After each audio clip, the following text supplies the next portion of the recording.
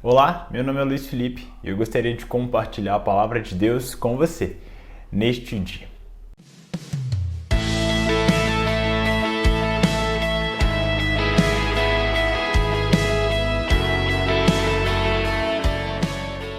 Como você tem dividido o seu tempo?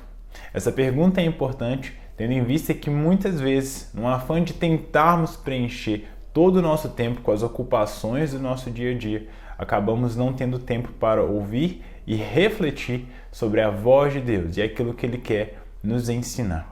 O trabalho e as diferentes ocupações são muito importantes, mas a execução desses não deve nos levar a abrir mão do vital momento de parar para ouvir aquilo que Deus tem a nos falar. O texto de Lucas, capítulo 10, dos versos 38 a 42, nos ajuda com essa compreensão. Lá a Bíblia nos diz que Jesus é recebido na casa de duas irmãs, Marta e Maria. Marta está preocupada com as tarefas de casa, enquanto Maria se senta aos pés de Jesus para ouvir aquilo que o Mestre tinha a dizer. A Bíblia diz que Marta se incomoda ao ver Maria diante de Jesus sem ajudá-la com as tarefas de casa. Jesus, por sua vez, responde a Marta que Maria havia escolhido a melhor parte e que essa parte não seria retirada dela. A partir desse texto, a Bíblia nos apresenta valiosos ensinamentos. O primeiro ensinamento é que quando tiramos um tempo para ouvir a voz de Deus através da leitura da palavra, da oração, isso não significa que estejamos à toa. Pelo contrário, a nossa ocupação é trabalhar para descansar em Deus, para ouvir aquilo que Ele tem a nos ensinar. Marta e Maria estavam ocupadas, mas de maneira diferente. O texto nos diz que Marta estava ocupada e a sua ocupação gerava inquietação, gerava separação daquele tempo de relacionamento com o Mestre, mesmo ele estando fisicamente presente ao lado dela. Maria, por sua vez, se ocupou de ouvir a voz do Mestre. E o próprio Mestre disse que ela havia escolhido a melhor parte. Se julgarmos que o nosso tempo de devocional só deve ser encontrado quando estivermos à toa, pode ser que esse tempo nunca chegue. Afinal, estamos sempre ocupados com alguma coisa. É importante e fundamental tirarmos um tempo para nos ocuparmos de ouvir a voz de Deus, nos ocuparmos de descansar naquilo que Ele tem a nos ensinar.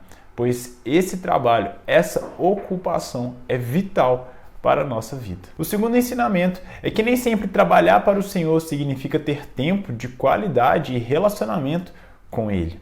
Marta é um exemplo disso ao nos mostrar que, embora estivesse preocupada em servir ao Mestre, quem escolhe a melhor parte é Maria. Não que o trabalho em si fosse ruim, mas podemos correr o risco de, assim como Marta, nos atarefarmos para obras relacionadas às coisas de Deus, sem termos relacionamento com o próprio Deus. Agirmos como servos, mas não como filhos que têm relacionamento, que têm intimidade. Consequentemente, com o tempo, o trabalho pode acabar se tornando mais uma expressão das nossas próprias ideias do que uma expressão do desejo de Deus. Por fim, a melhor parte a que Jesus se refere não diz respeito apenas a um desejo do Mestre, mas a uma necessidade de Maria, uma necessidade de Marta, uma necessidade de todos nós. Somos ricamente abençoados quando investimos tempo em ouvir a voz de Deus, do nosso Criador.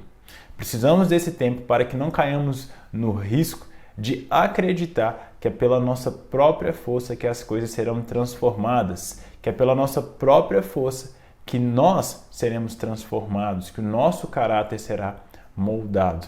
Nós carecemos daquele que nos criou, que nos sustenta e que nos salvou e que continua a nos transformar até que, enfim, sejamos a imagem de Jesus Cristo.